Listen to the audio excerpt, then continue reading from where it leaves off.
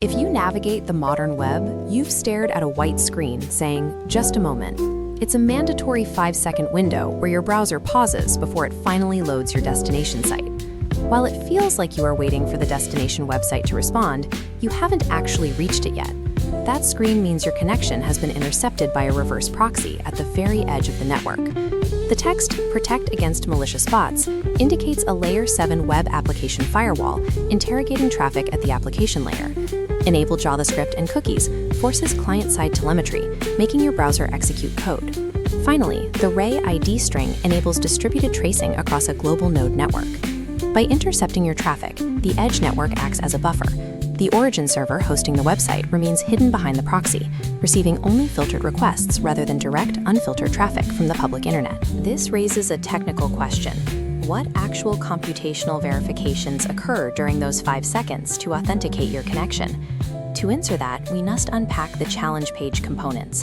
We'll examine edge architecture routing, how Layer 7 identifies automated threats, and how distributed observability tracks data. Analyzing this single HTML artifact reveals the move toward decoupling web security from the physical origin infrastructure.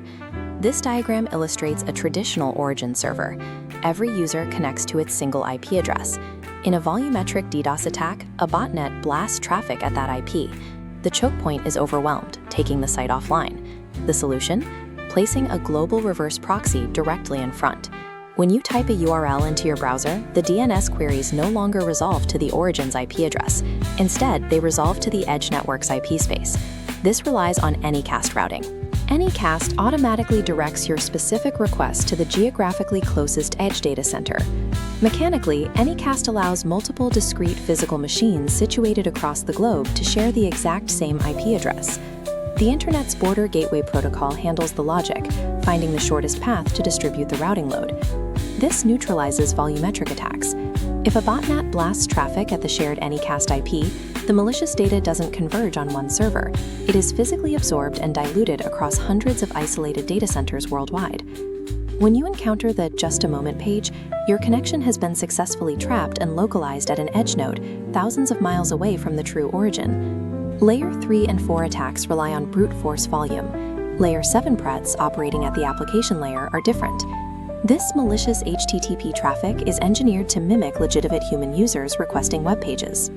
Against Meyer distributed botnets running through thousands of residential proxies, traditional security measures like IP reputation fail. Static firewall rules cannot block requests that look identical to genuine web traffic. This is why the system mandates JavaScript execution. The edge node uses this to transition from passive traffic filtering to active client interrogation. This comparison shows the limitation of automated attack scripts. Simple tools lack engines to execute JavaScript. The edge proxy pauses your connection, delivering obfuscated JavaScript to your client. Executing this initiates a proof of work, forcing your CPU to solve a mathematical challenge. During this 5-second window, the script gathers advanced telemetry. It checks your hardware concurrency, analyzes HTML canvas rendering, and profiles your browser's API traits. This is browser fingerprinting. By compiling this vast array of telemetry, the edge node calculates a mathematical probability to determine whether the environment is a legitimate user or a headless browser simulation. If the telemetry reveals automated signatures, like missing audio drivers or inconsistent rendering times, the edge node immediately drops the TCP connection. If you pass the fingerprint check, the edge issues a cryptographic clearance cookie to your client. This allows your browser to bypass future challenges for a set duration. Enabling JavaScript is a requirement to force a computational toll, proving human-driven legitimacy at Layer 7 through active execution. Processing millions of authenticated HTTP requests every single second across a massive global edge network creates an immediate observability challenge.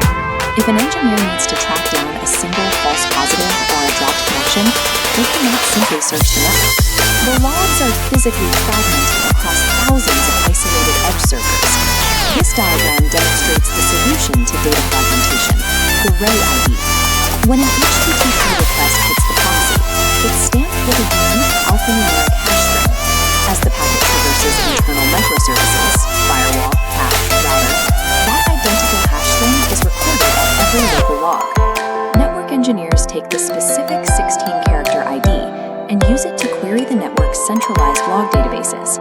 Operationally, this allows for the immediate, precise debugging of a specific connection. An engineer can reconstruct exactly what happened to a single packet without manually parsing localized server logs.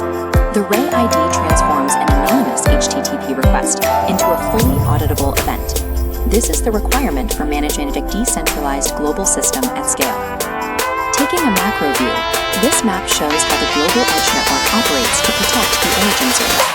Layer 3 and 4 volumetric attacks are physically absorbed and neutralized by the Anycast routing perimeter.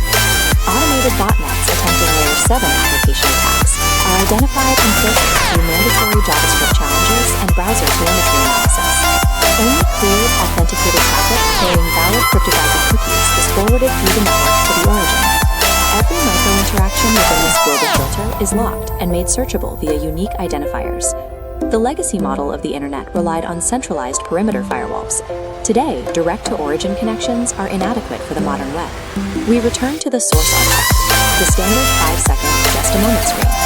This brief waiting period is the mechanical friction required to power a massive distributed security and compute apparatus. Modern web architecture dictates a strict rule. No direct connection touches central infrastructure without first being interrogated, computationally verified, and explicitly traced.